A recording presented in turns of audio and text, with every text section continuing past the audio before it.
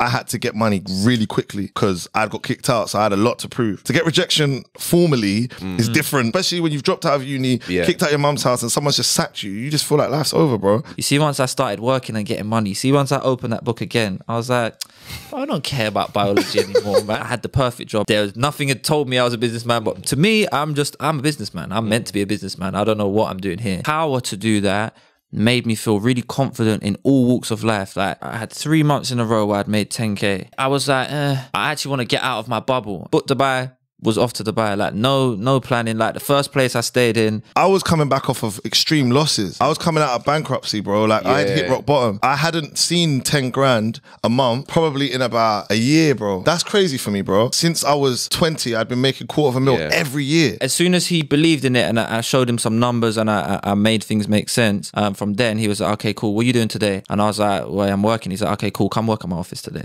It was a new chapter, so I wanted a new circle. If you're getting away from something or you're turning a new leaf, it's important to cut everything else that associates with that.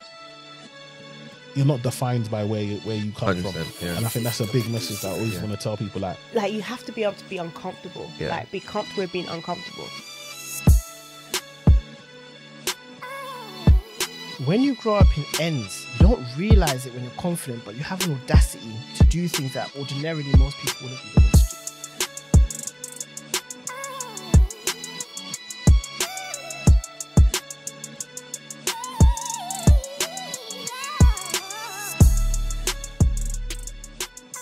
How's it going, Trist? It's been a long time, man. I know, man. It's been overdue. Firstly, thanks for having us. Obviously, we should have done the first one face to face, but true, you know, we was being remote as we are. But it was a good episode. Very good episode. Big up you for that, because like I said before off camera, at the time that was therapy, bro. That episode was therapy, and it was the beginning of everything as well. So it's good to. I'm always going to repost that every now and then. Do you get what I mean? Because what we were saying in there, what I was saying in there, is what we ended up doing. So sometimes we actually built something out of it. It's mad, isn't it? That's it. Yeah, normal, man. All right, before we get into the episode, obviously you want to introduce. We got Cam as well here. Do you want to say a little bit about yourself? Yes, I'm Cam. Famously, that's what I always say. And obviously one half of Cut the Crap. And yeah, man, that's what I do. I'm in the building. I'm outside, but I'm in the building. Outside, and you lot are actually outside because you're out here from Dubai, right? How's it going in Dubai? Yeah, it's going good, man. It's going good. Obviously, right now we're very much focused on the corporate industry over there. So, like, in the last few weeks, we announced that we had just signed a joint venture with some investors for the company, which was like a big pivotal moment for us. It's opened up a lot of doors for us in regards to B2Bs, and now we're sitting down with real estate companies. We've opened up a leg of our business, which is now recruitment as well as the sales training.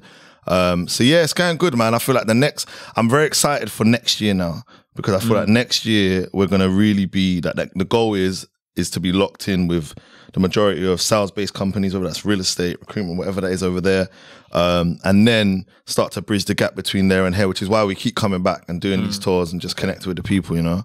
Cool. Because I was gonna ask you what you doing back in London, man. Yeah. I mean, come on, man. Sunny Dubai. You left sunny Dubai to be down there, innit? Yeah, but home is home, innit? Yeah, 100%. And what Trist was saying yesterday is that we always bring the weather with us, man. Yeah. Every time we come back. No, when we come back. Well, it's been quite warm. It's been quite warm since we come back. But yeah, no, it's just good to actually make remote is good, and obviously we're always big advocates for remote, but there's still nothing like touching down and just seeing people, man, and building connections that way. Yeah, love that. All right, so before we get into, you know, obviously the self story, let's talk a little bit about your backstory. Just we've obviously already talked about it on the other episode, but just to give them a bit of a brief for the people that haven't listened to it. They need to go and listen to it, by the way. Yeah, they should. We're not going to tell them everything, obviously, but obviously talk to people like where you grew up and where did you go to school?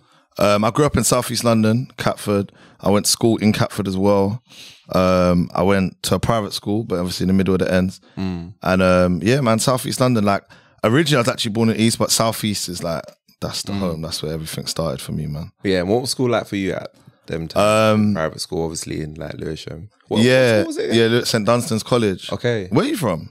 I'm from Camberwell. I don't really know it, though, because I never went to private school, so I don't really know. Yeah, no, because you just said Lewisham, I was thinking you must know the ends. But yeah, it was mad, bro. Like, it was obviously like literally like yin and yang. Like, I'd go into school like a lot of the kids were rich, innit? They were born into money, a lot of them.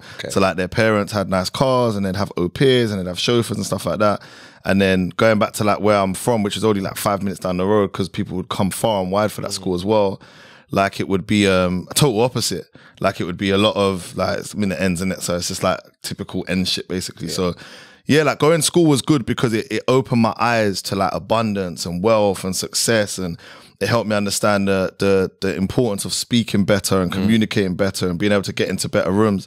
And that, I think now, you know, like stuff you learn at school, sometimes it doesn't always, you don't see the importance of it until you're like, it could come again when I'm 60. And then when I'm, do you know what I mean? Now at this age, especially with what we're building, especially being heavy in the sales industry, like I realized how much of an effect going to a private school had. Do you get what I mean?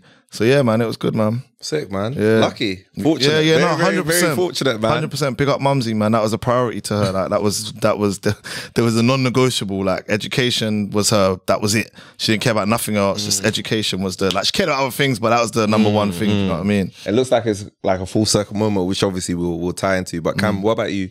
Where did you grow up in? And I grew up in Bromley, and I went to school in Bromley as well. Close solution, yeah, reasonably close. And for me, the school I went to wasn't a private school, but it was a very good school. So it was like kids that didn't go to private school would oftentimes go there. And so for me, it was kind of similar because I went to a school where everyone had a lot of money.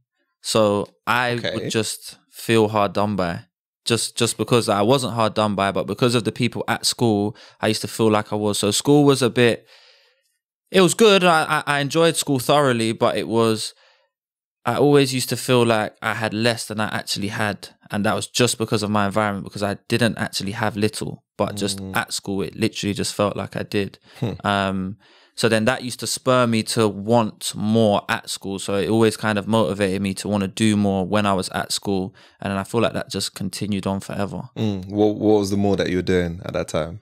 The more that I was doing was just school. Legal activities. Things that you could do at school. Let's not talk about the illegal activity of the podcast. Just things you could do at school. So just like selling sweets at school, and then it went on to I would sell fake clothes. I would just do the just normal kind of school stuff that people wanted, and then where I would know where like you can buy. Because I would go to the hood, or I might go to my dad's house, and right next to my dad's house, there'll be a shop that sells fake clothes. These people at school don't know about fake clothes. They just assume everything's real. So I roll in, I say, look, I have this. At the time, it was, what would I sell? We'd sell Ralph Lauren tracksuits with the big pony on them. That was the in thing at the time. So I'll just sell them.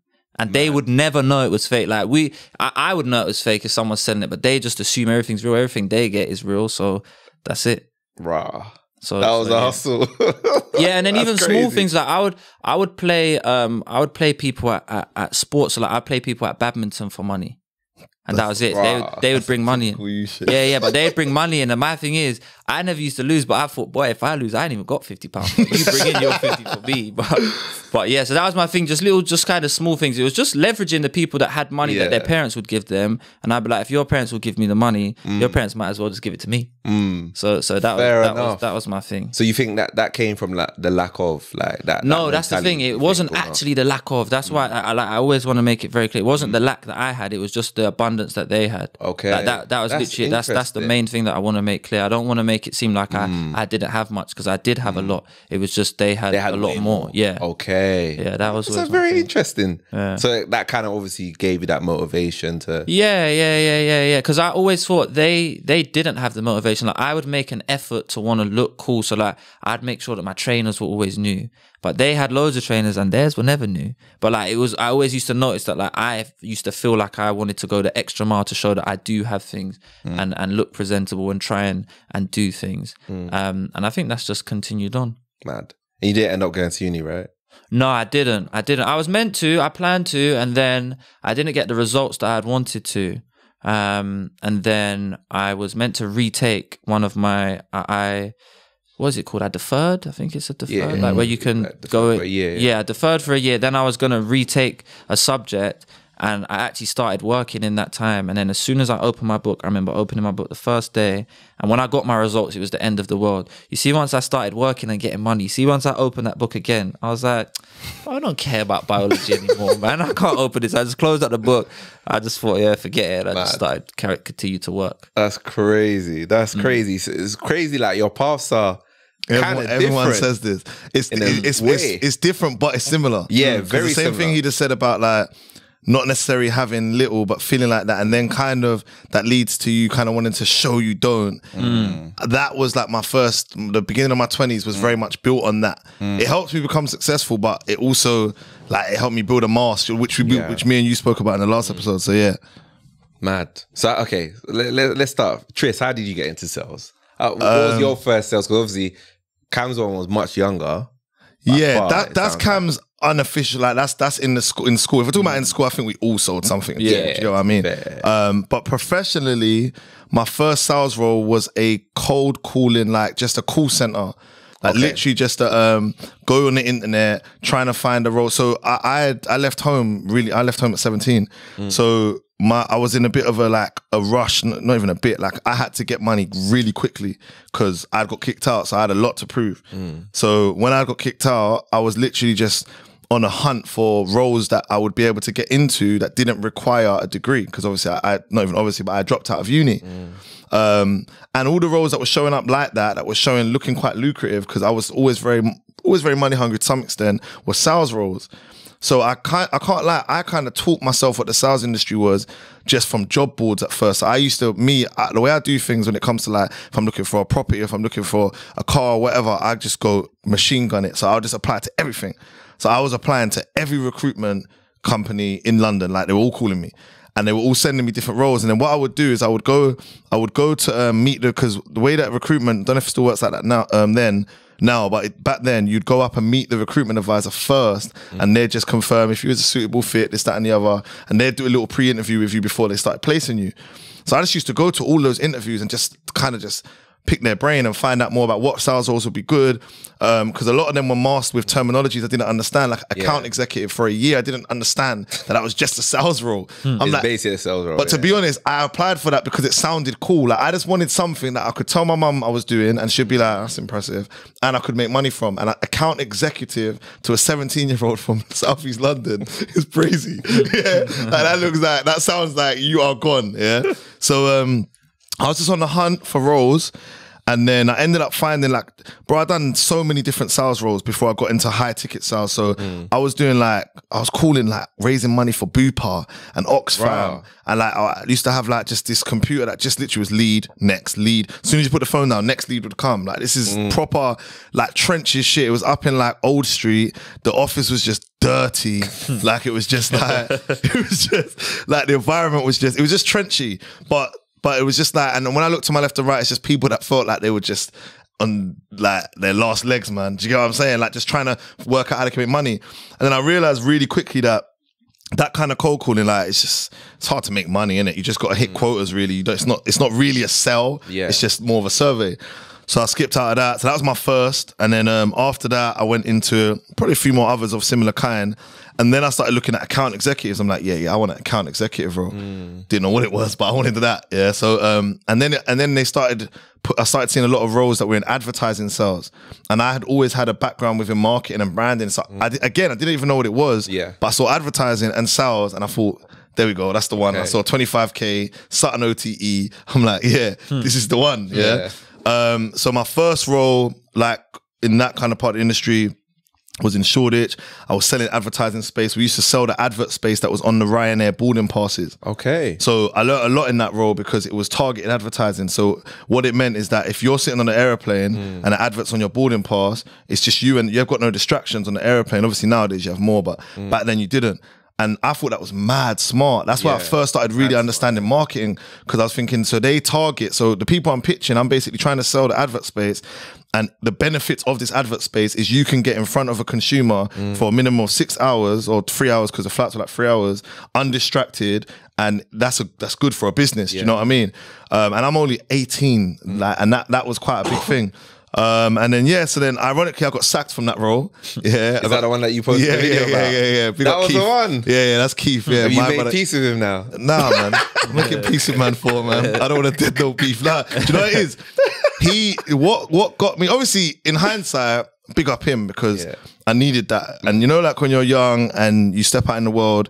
And you just you don't really realize that like rejection hurts, bro. No matter how tough you've been in the ends or wherever you're from, to get rejection formally is different. Do you know what I mean? Level, it's different because you start to feel, especially when you've dropped out of uni, kicked out your mum's house and someone's just sacked you, you just feel like life's over, bro.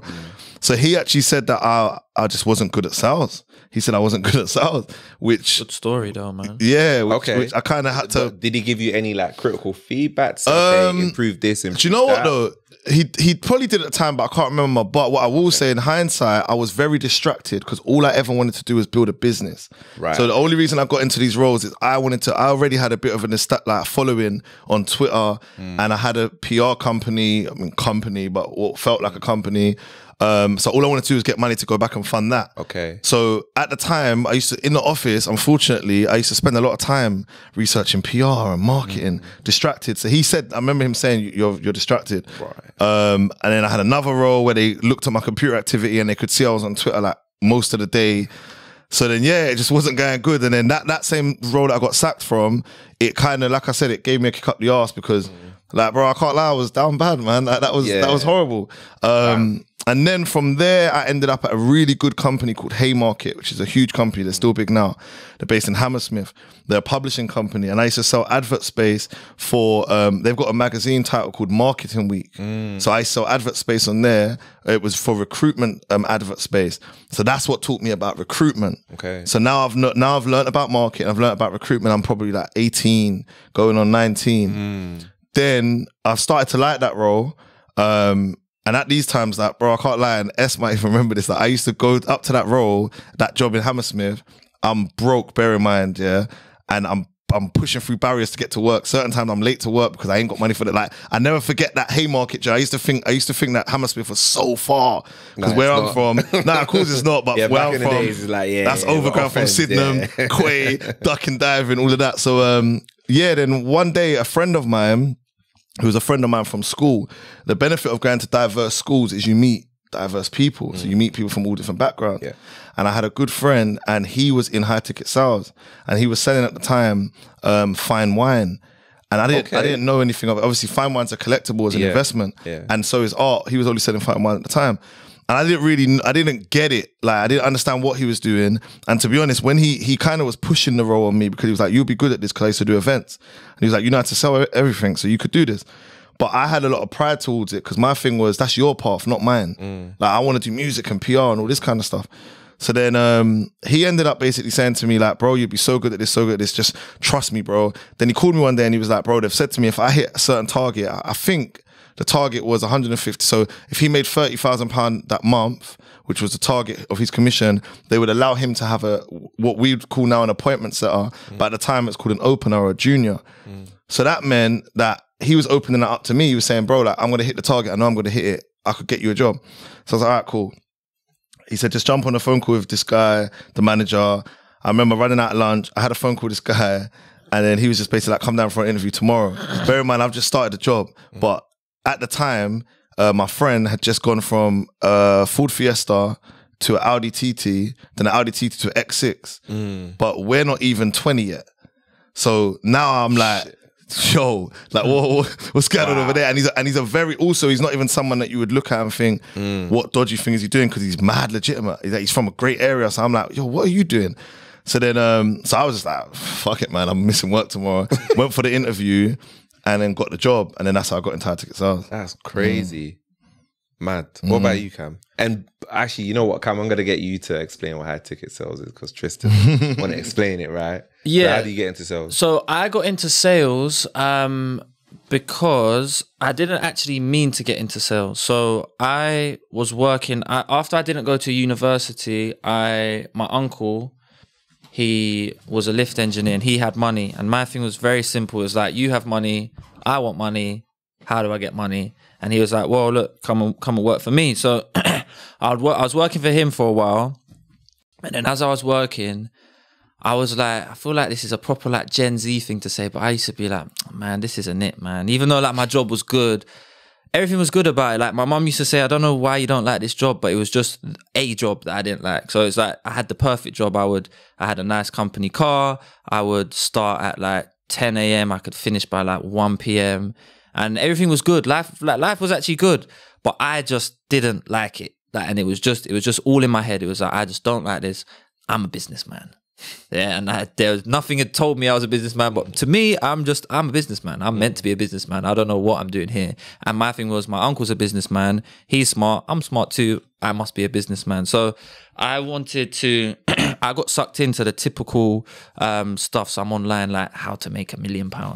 And I'm looking at all those things. It's like e-commerce, drop shipping. Got you, not really sure. Looking at all these different things. And then the one that stuck out to me was making a marketing agency, because I thought it just made the most sense. It was like you learn tangible skills. I knew that these like kind of get rich quick schemes, I knew they wouldn't last forever. Like drop shipping seems like something that's like not an algorithm, but it's like a little method that in 10 years might not exist or something. That was my thought at the time. So an agency made the most sense. I was like, I'm good at talking to people. I'm good at winging it. So I'm just going to start an agency. So when I tried to start at first, I say start it, I just studied. Like I just knew about school. I didn't know about business. So my method of starting it was to get a course. I didn't buy the course. I just found a website where I could download this course for free. And then I just went through and I studied. But I never actually took any action. But to me, I've started a business. Such a jamming guy. Yeah, I've started a business. You didn't do anything. I didn't do anything. I just wrote in the book. And then I was like, a year later, I was like, oh, wow, I'm still at this job. I thought I was meant to have an agency. But anyway, never mind. So then I dropped it for a bit, and then work started to get busy, and I was like, no, you know what, forget this. So I paid a guy £1,000 to teach me how to start an agency.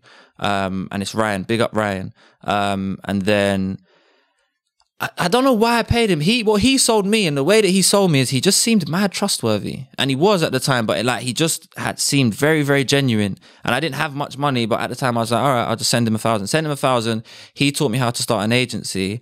And obviously a big part of it was sales. You have to sell people into paying you to run their Facebook ads for them. So that was my introduction to sales. I would get on calls all the time, all day. I would outreach to people. Then once people agreed to meet with me, I would then sell them.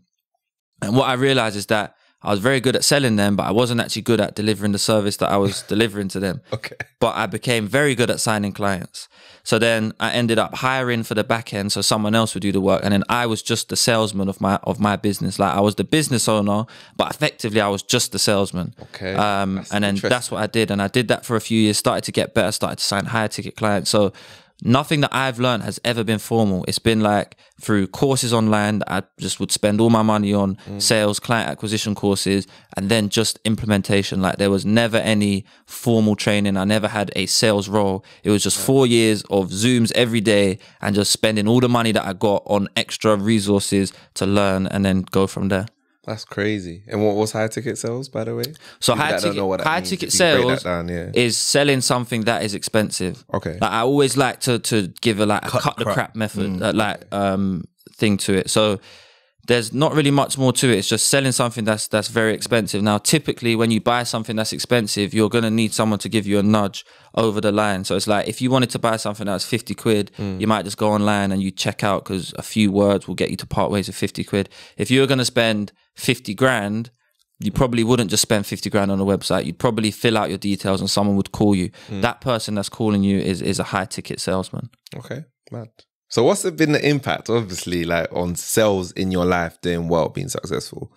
Just talk a bit about that, yeah. For me, it's everything. Like when I look at sales, obviously, like I said, I was kicked out, I was in that situation, got into sales, high ticket sales, started making money, and then life just, obviously you have your ups and downs, but the trajectory was positive. So I link sales with like, bro, sales is like a religion for me. Do you know what I mean? Like sales for me is way deeper because of what it done. So you know, like a rapper might say, rap saved my life. Sales saved my life. Do you get what I mean? And being able to, and further than just actually selling a client, the sales skills that I learn is the same thing that helped me build a personal brand, same thing that helps me get into the rooms I get into and the networks I get into. It's helped me, the business opportunities I've had in Dubai, UK, it's all been because I know how to sell and dominate a room. So for me, bro, it's a game changer. And obviously now what it's done for us together is, one, it's brought us together as well. Like, it's allowed us to form something, but it's also allowed us to now realize that no one's grabbed this industry by the horns, as they say, and delivered it in a way that people can digest or in a way that seems appealing. Most of the time, and we know because we're onboarding people every single day. We flew in to speak at a Gen Z event full of 750 people. They're all under 24, and even like a lot of them have never thought of sales. No. Which I had never. Like, well, you don't, innit? You're 20, 21. Like, it's not something you think about. I used to think sales was working in W.H. Smith's. Like, do you know what I mean? Because that's what they'll tell you, you're a sales associate. I mean, that's true. It is a form of sales. It's just transactional. So, I think what it's now made us realize is, okay, there's a massive gap there, whether it's younger generation or older generation, which is why we've built the academy. This is why we're on this mission to talk about it, and why we're also telling our story as well, because they're very powerful stories. And if I had known, I can't tell you one person now in my head from the UK that looks like me that has spoke about sales or has made me think sales is sick. Like, nah, to be fair. Do you get what I mean? Yeah. So I feel like that's our mission, man. Okay. What about you, Cam? What's been the impact of sales? The impact, obviously the first and the most obvious impact is financially, but another impact that I feel like is overlooked by people is just navigating different spaces and with different people. It's like selling to loads of different, like when you're young, you actually really only deal with people like you for the most part. You talk to people's parents, but then other than that, you just deal with people that are like you. Now when I'm selling, the first people that I had to sell to was business owners. So I'm selling to 50-year-old American older people, and it's like it's a completely different demographic. These people are business owners. They've got loads of money. They've been successful their whole life. I need to come across as someone who is actually just sitting in my shorts with no top on in the bedroom at my mum's house, but I need to convince them and speak to them in a way that is going to make them trust me, respect me, and then part ways with money and treat me as an equal, because that is actually effectively what it is. And the power to do that made me feel really confident in all walks of life. Like the power that I could feel, the fact that I've never met you before, you're talking to me for the first time today, you're coming off this call not only liking me, respecting me, but you've also sent me over $5,000. now I feel like I can actually control any situation socially. So the confidence confidence that brings you is unparalleled. Yeah, that's crazy. Big facts. That's crazy. So how much are you lot made? You know, I asked you that. The way you went in there, that was actually sales. That was actually sales. Business-wise, like, we're in our first year, firstly, so when people usually ask us that, their main focus is usually like, what's your biggest month? Our biggest month in under 12 months been what, just above 100K, like about 103, 104K. Okay. Yeah. That's a lot. Yeah. Do you know what it is? For first year? It is. That's a month. That's a month. Yeah, that's a lot. Yeah, it is. 100. It is. Yeah. Do you know what it is? I think, so especially for me, like, why I always respect Cam's journey is because Cam's had the fire to attack this industry from his mum's house. Bear in mind, like, I had you could say a bit of an advantage because I was in a pacing room full of 20, 30 people. About 10 of them are millionaires. The rest are not far off. And that's every single day. Everyone's driving mad cars, mad watches. Everyone's making mad money. So me saying 100K a month, bear in mind, it's between two people. So let's say it's about 103K between the two of us. Let's say if you break that down, it's about 50K a month. 50K a month was what I was making consistently for about 5 years. So I'm not dumbing it down on a like pompous thing like, ugh, yeah, that's nothing. But it's just that, and I want to explain it so people get it, is that my paradigm is very high. I've raised the bar. So when I say things, it's not to flex. It's just because, like, for me or for my friends, if I mention in my group chat, if some of my friends who are not online see my podcast, they don't think that's a flex. Like, they're like they're making that work. Yeah. Do you get what I mean? So I was in an environment, and this is something I want people that are thinking about getting into high ticket sales to understand, is that generally speaking, the first thing that must happen is you must shift your mindset towards what you think is expensive. So making 100K, yes, it is appealing. Just to cut the crap and give them the downside, I'll probably say our worst months has been about maybe 15K. So it's not always glamorous. Yeah. But at the same time, someone else might hear that and think it's still 15K. Do you get what I mean? So, but the main thing being that anything is possible in high ticket sales because you've got 30 days to do whatever you want to do, bro. And if your tickets are 5Ks, 10K packages, 3K packages, it isn't actually mad hard to get 100K. Yeah, that's not to dim our true. light, like, because it isn't. Because on the flip side, that's a big month. That's a good month. Do you know what I mean? It's good money, and we're grateful. But on the flip side to that, that's very possible in our industry. Do you get what I mean? So do you think it's like, this is a controversial question, right? Sales, right? Do you think it's only worth it money-wise to do it if it's only high ticket? That's a good question. A very good question.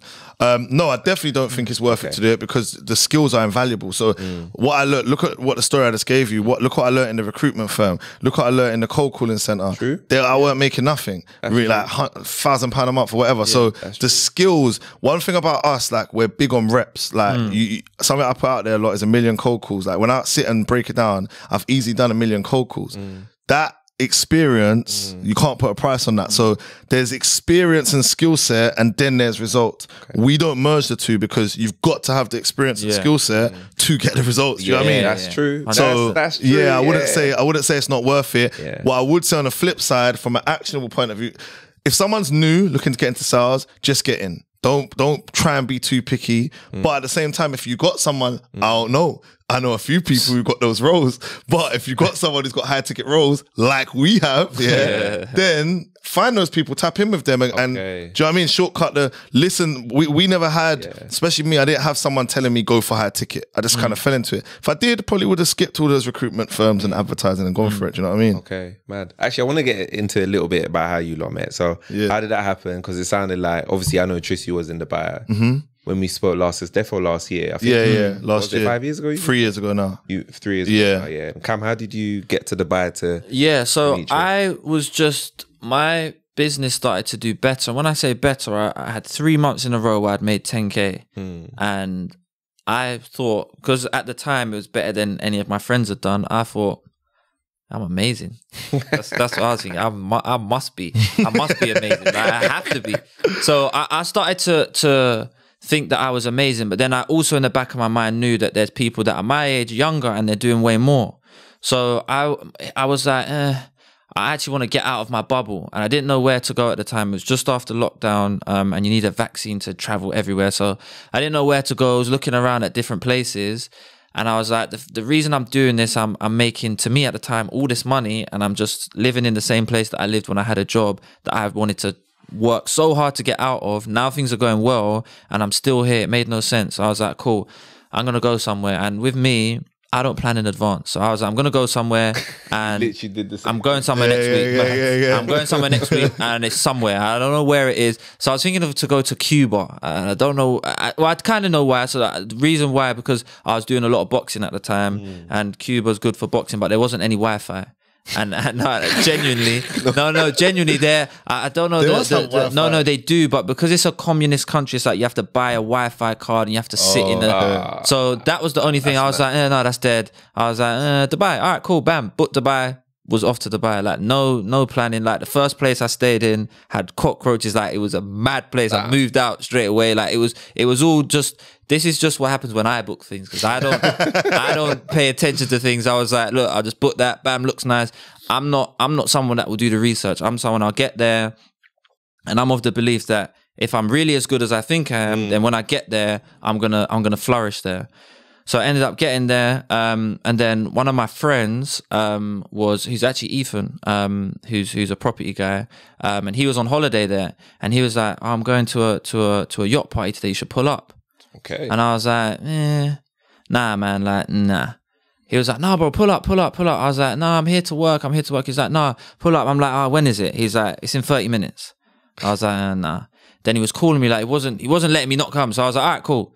So I rode there, and Trist was at that yacht party, and then I was just there chilling, and Trist will explain it more, but I was there relaxing, and Trist decided he would be on the mic and he would just start, start mentioning things basically, he was being the cool guy, and it Cam's the cool guy. Like he's very cool. He's just laid back. He's just cool, innit? I was relaxed. It doesn't take a lot. Like it takes a lot to make him move too fast. That's just not his thing. Yeah. So he was on the yacht, and it was my one of my friend's yacht's birthdays, and he's older than me. So the whole crowd was a lot older. They were more mature. Like they were even older than me, like 36 and 37, whatever. So he was quite young on that yacht. Yeah. So naturally, like it was kind of like. It was kind of like the kids called over there. Do you know what I'm saying? It was the younger lot. I know he's not going to like me saying that. But it was kind of like the younger lot over there, yeah? But I saw he was with Ethan, big up Ethan as well. And then he was just being way too cool, bro. Everyone's like letting their hair down, drinking, whatever. And like we did a little round of shots and we put in a little rule. And he was on some, I'm not taking a shot. So I'm on some, who's my man, bro? Like, my man's thinking he's so cool. Like, do you know you're what? not taking a shot. Do you know what's so interesting that people say that though? Who said I think I'm cool? You know, I'm just chilling. No. He didn't say he I'm thinks he's just cool. sitting there. I'm actually just sitting there with me. But see, my I'm very, point is, you see I'm Cam, very to myself. Cam will come into a mad booming dance and he'll just stand there on a cool thing. Like, that's just him. Like, obviously now I know him, innit? But at the time I'm thinking, who's my man, bro? Like, about he's not taking a shot. So I've started calling him out on the mic. I'm like, so me and my boy were like, oh, cool guy, you got to take a shot, cool guy. Right. So in the end, he took a shot and that was kind of like how we spoke. But we didn't really, like, nothing else really come of it from there. And then a few days later, he messaged me or whatever. And then like just literally as a result of what had happened, like, right, we got burst that night, whatever. And then the first kind of time that we connected was I went on CEO cast with Raheem. Yeah. And then I hit him up. I was like, yo, bro, like I didn't know what he did. Cause something we always say is like, I had this whole idea of like, everything through this internet stuff is just FBA and drop shipping. It just all seemed a bit like, what is all this? Like, I didn't even believe in none of it. I didn't think any of it was real. Like, it just sounded like a whole load of jargon. So yeah, I hit him up. I was like, what is it you do? Because a lot of his posts were very cut the crap vibe. So I had actually hit him up prior to that. I think when I done your podcast and I said to him, yo, I like the vibe you're on. I'm about to introduce a hashtag called cut the crap. Didn't know what we was going to do with it. But I just said, I'm going to introduce it, like, jump on it, bro. And literally just like, jump on it because you're cutting the crap. And he was like, that's cold, da-da-da-da. So I said to him, yo, bro, what are you doing on Wednesday or whatever? And then he was like, I'm free. And I said, I'm going to do a podcast with him if you want to come. Pull up, because I knew it would be beneficial. Gives me a chance to meet him as well, see what he's about.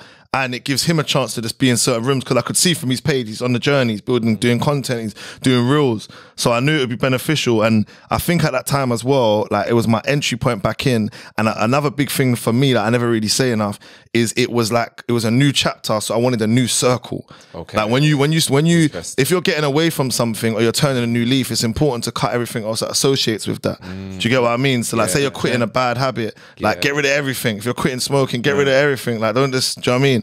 So for me at that time, I was pivoting and I knew I was, but I didn't really know where though. I can't lie. I think I decided that I was going to have a full serious run at this internet stuff. And I just didn't really know where. Yeah. But I thought, yeah, this guy seems like he's knee deep in it.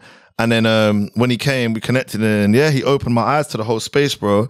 And he was just saying to me like, yo, how much do you charge for consultancy? I was like, 150 or meeting and stuff like that. He was like, your guy. Pounds. Yeah. He was going mad. Yeah, bro. He was going mad. No, because you know what it was? I wasn't a consultant. Okay. I just had followers that would ask me. Okay. Like a follower, big up Pfizer, man. Like, I'll never forget this moment. Pfizer, she's one of our in-house members.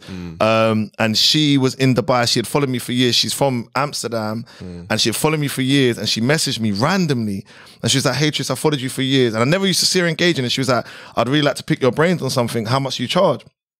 I was like, how much do I charge? These times I'm going through it like, bro, every penny counts. I'm like, how much do I charge?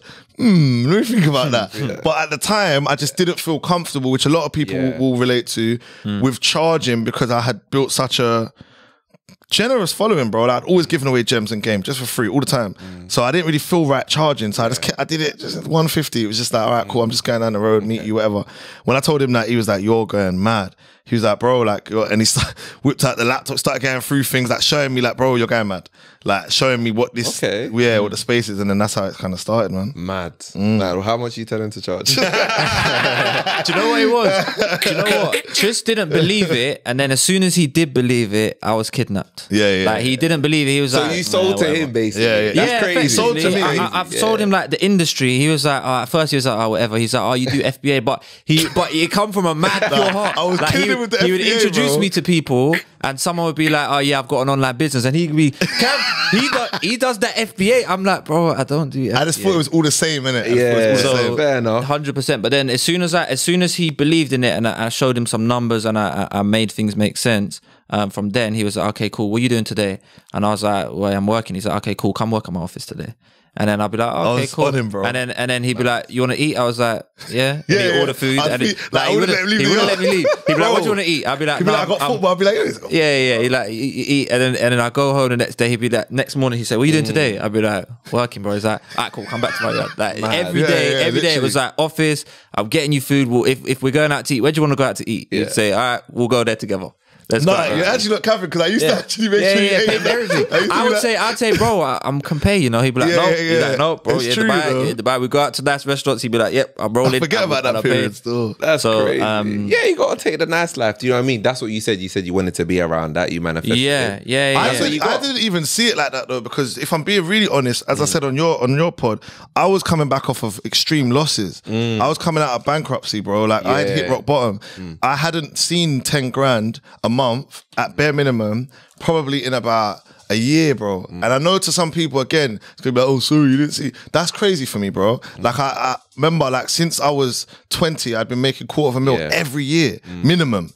So for me to get to a point where now, for a whole year, I haven't even seen 5 grand, bro. I'm dying. Like, it's crazy. So to meet him, it weren't even a thing of like come around, see lifestyle. The reason I was saying to him, come here, is because I knew he had something, because he's sitting, like I believed him as well. It wasn't like, I knew he weren't, because he doesn't come across like, if it was some other like flashy, got the rentals, dripped head to toe, I'd question it, like I'd do a little background check. I could tell that he was making it, he was saying it. I was dumb, because I was thinking he's saying it online, so it must be like, he's saying it online, he's showing the stripes and that. I'm not from that game, I'm saying stripes, this guy's making money, man. So the reason I was kidnapping him, as he said, is because I just wanted to learn it, bro. I just wanted to understand what is this space and how can I fit in it? Do you get what I mean? Crazy. Man, he's mature, innit? How old are you? Oh yeah, mad. 24, man. Mad. He was And 23. he's the cool guy. He's the cool guy in the room, innit? Sometimes he's big bro. Don't get twisted. Like sometimes he's big bro. I shout him for decisions like, bro, listen, man, I don't want to do the wrong thing. Like, yo, what do you think I should do? Trust me, bro.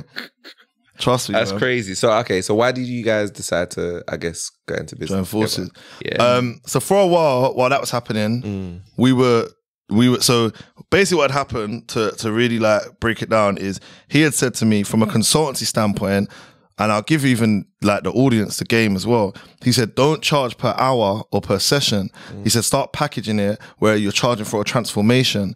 So put that in the form of a package. So rather than saying I charge XYZ an hour, say I charge XYZ for amount of weeks, 4 weeks, 6 weeks, 8 weeks. And then he was like, and then you can up it. Then I said to him, what do I charge? And he said to me, how much do you want? And I'm like, he's like, how much do you want? Like, how much do you want? I was like, I don't know. Like, how much could I get? And he started telling me like market standards, like in that kind of space, like 2 to 5Ks, depending on what level you're at, for like maybe 4 to 8 week packages. So what had happened was he told me that, and then he said, what's your niche? And I said, sales, like that's my thing, and branding and marketing, because at the time I was involved in a branding and marketing agency. So he was like, all right, cool, we'll start with 2 offers. I'm like, all right, cool, but I need to start building it. He's like, no, you don't. He's like, validate your offer first. Like, make sure there's interest first. Put it out there to the people. See what you've got as low-hanging fruit. You've got an audience already. You don't need to do paid traffic. See what you can get from that audience. Like, see who bites. So I just started, and he, bro, I can't lie, he broke down every step. Like, he even said, like, start telling stories about what you've been through and then end it with a call to action. So do you get what I'm saying? That. Yeah. I was seeing all of that. Okay, yeah, so I hit story it behind that. Okay. Yeah, so I jumped back online and I started talking about my high ticket sales experience, but no one really knew about it. So it was kind of eye opening. People knew that I was doing well, but they didn't know how. So I started talking about it, and then I'll do a little call to action, like a little poll, like if you're interested, if you want help, And then I started getting mad votes, especially them times, because it was fresh. I started getting mad votes. And I was like, yo, bro, I started getting excited. I'm like, yo, bro, everyone's saying that they're interested. Like, and he's like, calm down. He's like, calm down. Doesn't mean they're going to buy. Like, real basic sales shit, but I'd been rusty. I hadn't been selling for a while.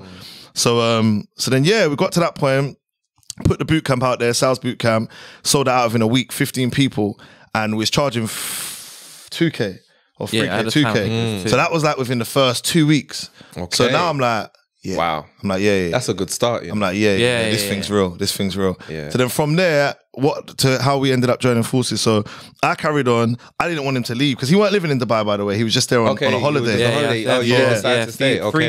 Yeah. Cool. So, and he kept saying, "Oh, he's leaving his son." So I'm thinking, nah, my man can't leave, man. I ain't got it yet. I ain't got it mastered yet. Do you know what I'm saying? So I'm doing my thing. He was doing his offer, which was client acquisition. So he was helping people to basically get clients on board. Okay. And charging similar prices. And then what happened is actually what funny happened is me and him made a bet. We was like, all right, let's see who's gonna make the most money by the end of in next year. And he was like, and we made a bet that was, and I'm still on that bet, by the way, yeah. He made a bet that was, even though it's hard to gauge. What was it? Basically, whoever wins it, flies the other one, like pays for the other one to go it's a first holiday. class. It was a holiday. First class, innit? Yeah. So it was like who pays for the other person to go first class. It was just a bit of banter. So we joined a note sheet and we used to put like what we had settled. So if I close a client for 3K, I'd put it on there. And what would happen, it was weird, is that he would go like 5, 3, 3, 3, yeah? And I might have a slow week and I'd be like, fuck. And then he would have a slow week and then we'd always end up like 2 or 3K away from each other. Like, so at that time, it'd be like, I'd end the month with like 27K and he'd end with like 26K5, or it would always be there or thereabouts. Do you get what I mean? And then we got to the point where he went back to UK, and then we was just on the phone all the time. Like we was talking all day, every day. Cause I wanted to stay in the zone. And then basically, we got to a point where I said to him one day in the lounge, I was like, you should do something like, you should create like a program called Find Your Niche or something, because he always was teaching everyone to find their niche. He was saying this word niche. I'm like, you should be Mr. Niche, man. That should be your thing. I'm Mr. Cut the Crap, you're Mr. Niche, man. So what had basically happened was there weren't really a convo as such, innit? No, there didn't need to be, because we started financially, like where we were doing the bet, we can see each other's finances. I was getting all my money sent to his account because he had the business account set up. So, and it was UK. I didn't have a UK account at the time, so I was getting all the. So you're getting all the UK people. Which, when I think about it, we're only 2 months into our friendship. But it's like 60 bags, a month coming in, and we're just but the trust was just there straight away. Do you get what I mean? And then naturally, I think we started helping each other with clients. It might be like, oh, I've got a client and he wants this, he wants a branding, and then Trist would be like, instead of just charging them extra, just say that's in your package and I'll do it. And then Trist might have someone, he'd be like, oh, they need help to make a landing page or something. And then I just do it. So then where we're making a very similar amount of money and now we're kind of just crossing the wires with the clients, it's like, all right, we'll just take this client and this is our client now. And now all the clients, they'll be in a group chat. And then now it's like, I'm not actually going to send you, at the end of the month, I'm not going to just send you over 30K. Why don't we just keep it in one account? Why don't I just get you a card? And then now it's like, all right, I'm coming back to Dubai. Why don't we just start a business together? So it was all very like a natural progression. There was we never sat down and were like, let's start a business together. It just naturally started crossing over. And then it crossed over so much that I don't know what's my money. He don't know what's his money. It's all just a pot of money that we're both working towards. Yeah, literally. Man. So talk a little bit about the niche group, right? That's what it's called, isn't it? Yeah. That's what you officially called it, right? Yeah. And what like you're offering as part of it. So we've effectively got 2 parts of it, sales and recruitment, sales training and recruitment. Okay. So we've got Academy at the moment, which we launched about 6 to 8 weeks ago, called Cut the Crap Remote Sales Academy. So that's for people that want to get into remote sales roles or high ticket roles. So the same roles we're referring to now. And that could be selling anything from a marketing package to a one-to-one consultancy package or sales training package or PT fitness package or retreats or masterminds or whatever, high ticket things, usually 3K minimum. So the business, effectively what we do is we train salespeople and companies. So we've got clients in real estate mainly at the moment, obviously want to dominate other industries, that we go into and we train. Could be for a day, multiple days. I never thought about that. Yeah. Very smart, because they have to, that's what they're doing, isn't it? 100%. Yeah. Or we've also got clients that are also like B2C, so just people that are online coaches, and we'll help train them, or people that want to, or people that just work at real estate agencies, but their company hasn't necessarily funded us and got us on board. But like, so I've got a few clients that do real estate over there, but they're one-to-one clients. So that's one side of it. And then the other side is the recruitment. So we've merged that together. And what we've created with the Sales Academy is you come on board, you get trained. So you get trained with an online course, all e-learning. With that, you get a video, a visual, and you get a PDF and a workbook. So every episode, every module comes with homework. Okay. It's on a platform called school.com, which is very well polished. It's a very good platform.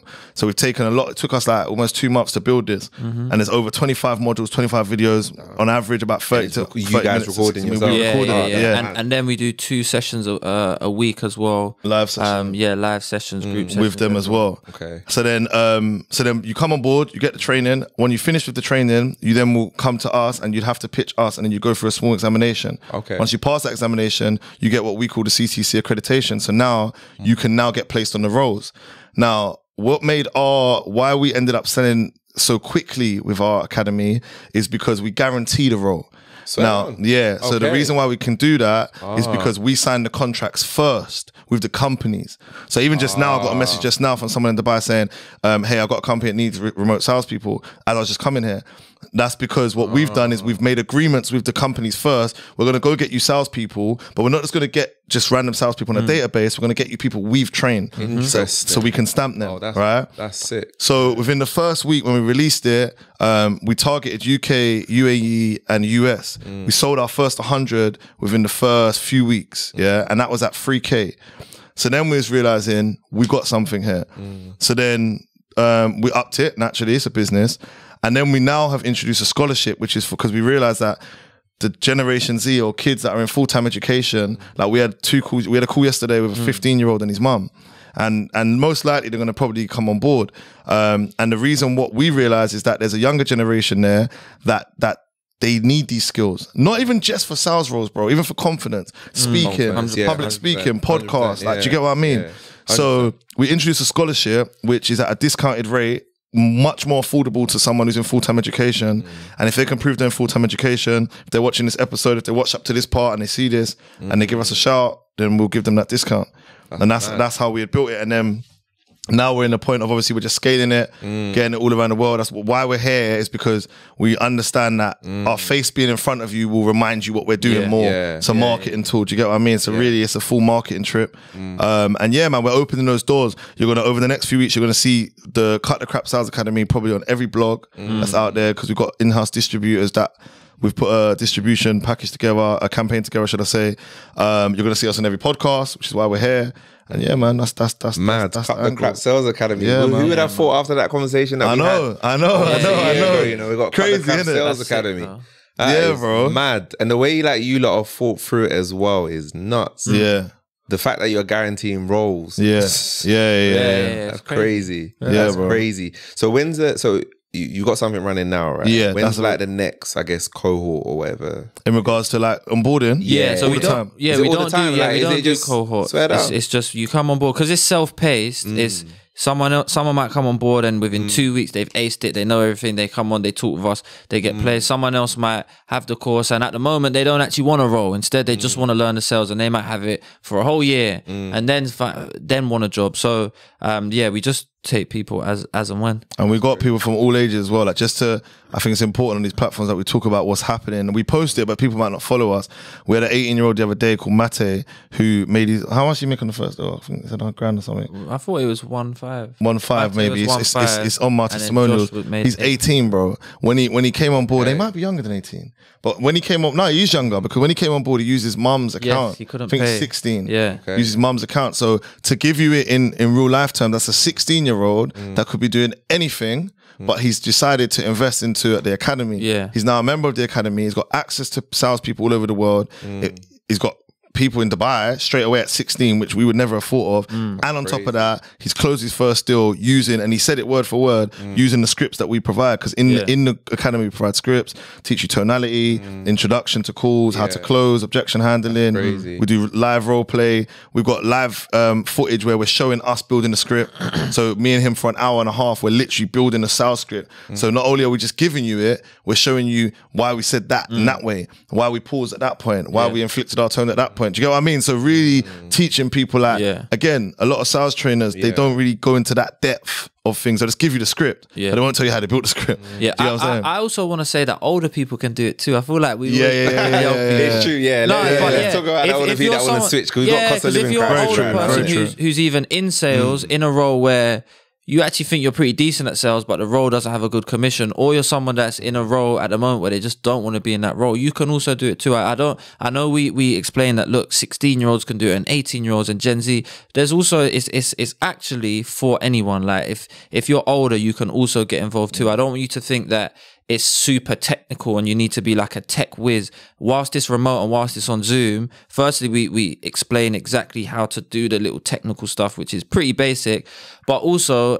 anyone can do it. Like you actually, it is actually quite simple. You do just get onto Zoom and talk to people. Like the main skill that you need is the sales skills. Like you don't need loads of technical skills. You don't need loads of external skills. Like everything that you need is in that to then get the role. Yeah. Okay, cool. What kind of like things are they selling though? If So you it's can give me a bit of packages. insight So into it's, that. it's high ticket packages. So I'll give you an example. We got closers or appointment setters that close for us. So they're selling this same academy. Okay, so you Like- got some people in your academy doing For us that we've taken on board Taking the in best house. ones, Yeah, that's definitely Taking the that best is the ones. play. Yeah, that's the play. gotta be. It's gotta be. 100%. So like for example, it could be anything from like you see. I'll really break it down simply. We all see like PTs online, right? Or we see, I don't know, like you had Kevin Cahill on here. So like he teaches people how to get financial literacy and financial planning. Who else have I seen you've had on there? You had Kazi on here. That's my guy. He teaches people how to get into property. Yeah. So all those services, generally, you know them, I know them, they're not charging cheap prices. I know what Kevin Cahill's charging because he was a client of ours. I know what Kaz is charging, that's my brother. These are high tickets, generally start at about 3K, maybe 2K. That's what they're selling. So they're selling on behalf of other online coaches, consultants, or businesses. Simple as that. Okay.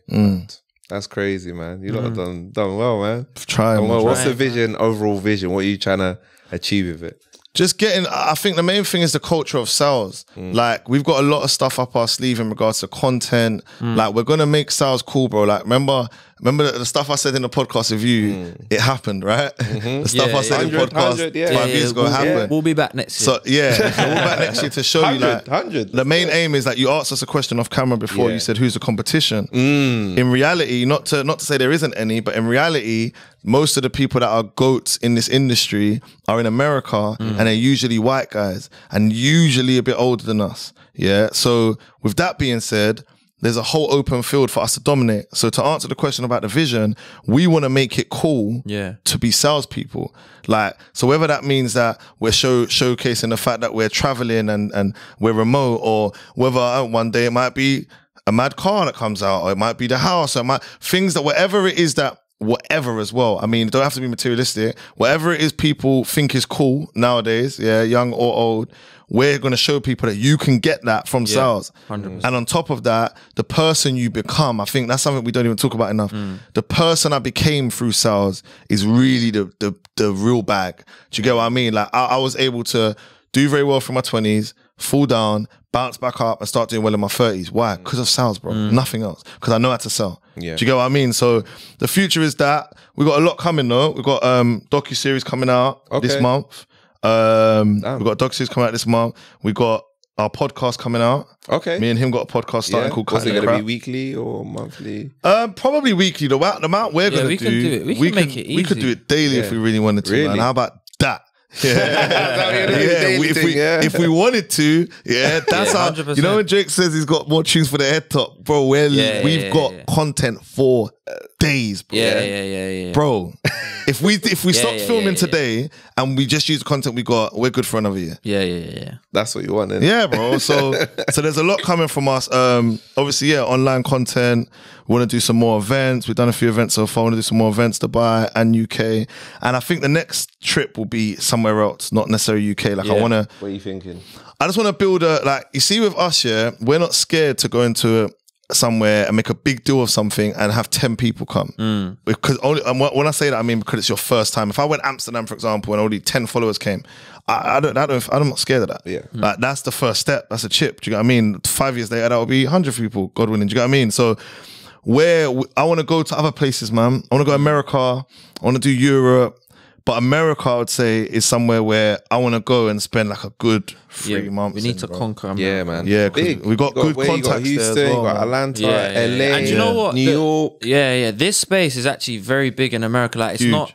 Do you know what? I was talking to someone today, and they said they've been in the sales industry for 13 years, and they said the thing that they don't like about the UK, they said most sales roles in the UK, they give you a high base, but you can't actually make that much money. So it's like the commission structure doesn't actually let you make much money. So when we're talking about things here, it's almost like when you talk to people in the UK, it's almost like they don't believe it. Yeah. Like when you talk to people in America, they're like, oh yeah, sales, Normal. oh yeah, of course. Of course, if you're good at sales, you make $250,000 a year. Of course you do. Here, it's like, I thought you just make Everybody's 60K. like, it's got that limiting mindset. Yeah, You kinda got that, yeah, like, we don't really 100%. rate entrepreneurs. We don't really rate Yeah, people yeah. making money. Yeah. Like if Kinda you that like, kinda you stuff, see over yeah. there, like you'd be less surprised to see someone that's icy, like even like for example, I don't know if you know about like Him 500, or even Earn Your Leisure. Like these guys, like what they're doing is financial literacy, but they're icy, they're drippy. Like it's like over here, you just don't expect that, and I think that's shit. And don't get me wrong though. I agree though. Don't get me wrong. It might be like a get rich or die trying in the sense of we might die trying to convert it here. But I'm just on it. Like I'm on the mission. Do you know what I mean? I don't It's got to mind. start from somewhere. Yeah, start You know from what I'm saying, somewhere, right? bro, Like yeah. I always liken it to like UK rap.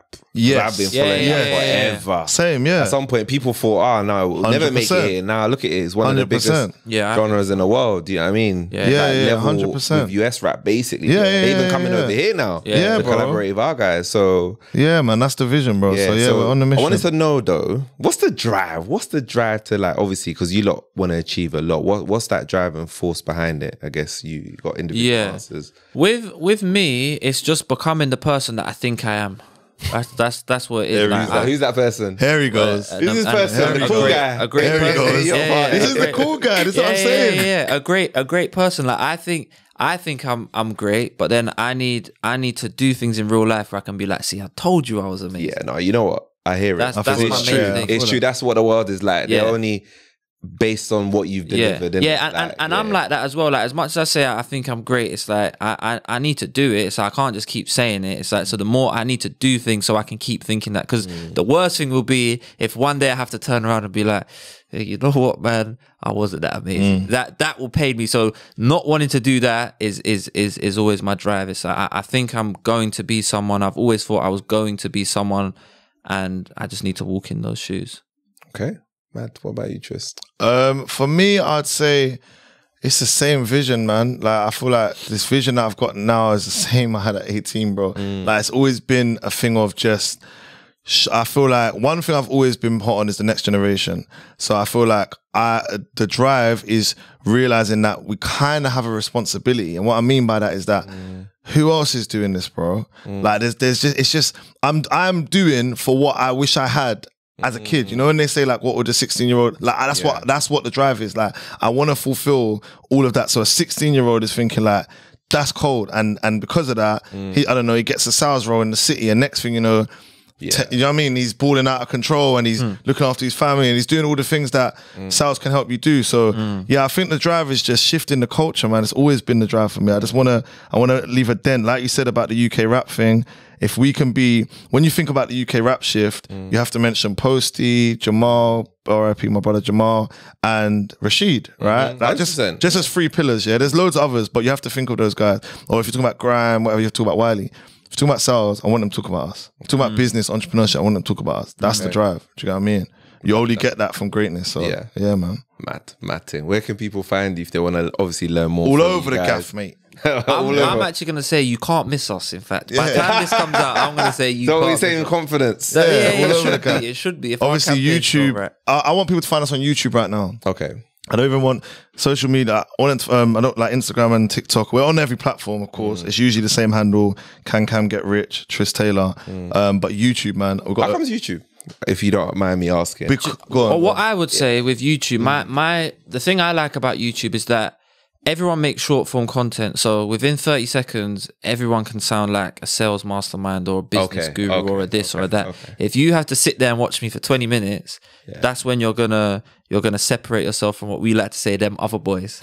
That's doing their thing. So in a 10-minute video, you're gonna I can also teach more. It's like the short form stuff, I like it, but you're almost forced to oversell something. It's like I'm almost forced to get on there and say, this is going to help you change your sales call, when in reality, for us to actually help you, you've got to actually watch a 10, 20, an hour-long video. As well, it's going to have to be a longer video. In 10 seconds. Separates the boys from the men. So that's what we want to do. We want people to sit down and actually watch our content and actually learn from it. Yeah, the short forms are good for the hooks, but if we actually want to teach people and we want to show people that we're really good at this, the way to do that will be longer form and on YouTube. Okay. Yeah, YouTube, so man.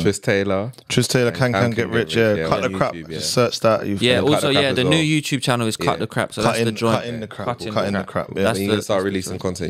We've already dropped. We dropped our first vlog the other day. I'll follow that as well. Yeah. But once a week, at least once a week on the Cutting the Crap. And we're coming for TikTok as well. Don't get twisted. You got to. Yeah. I know that's your bag. It's not my bag like that. I feel like you've got a good following on there. I've got a decent following. Engagement's highest compared to when I remember when I was looking for our episode. Yeah, YouTube was alright, but your TikTok was crazy. Yeah. TikTok, and this one will do. Yeah, this come on, man. But no, love for having us on, bro. I appreciate it, man. I love that, man. Like, it's crazy, like obviously I met Trist about Cameron, and now meeting Cameron around, like I was like seeing his twin basically. You know what I'm saying? Similar kind of situation. But it's nice to know that obviously, like from when we had that conversation, that you've like delivered this thing. No, thank you, another bro. year. Like I'm really hoping to see that, because for me, right, like I think like the business thing in the UK, look, it really there. So I'm happy that you are coming from Dubai.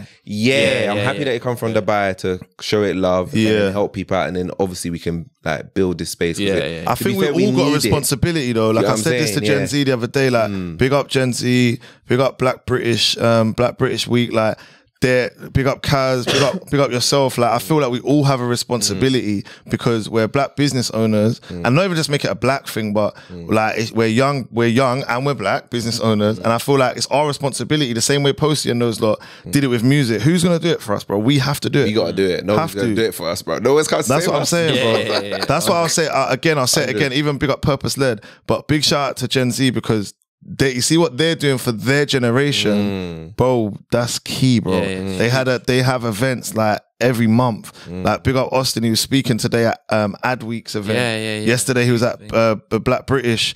I think it's Black British Week. I don't know if I'm saying that right. Like these are like 22, 3, 4-year-olds, bro. So I agree with you. I think it's on our shoulders to do it. Do you know what I mean? Mad. You got any final words for the listeners, watchers? Fucking just cut the crap, man. Cut the crap. You don't practice that. Come on, man. That's the mantra. That's the mantra. With the light skin and deck, man. You know what I'm saying? Like the light skin Krypton Kona, man. Don't play with us, man. You know what I mean? Now cut the crap, man. We're out of here. I love that, man. Thanks for joining the podcast, people. Tune in next week.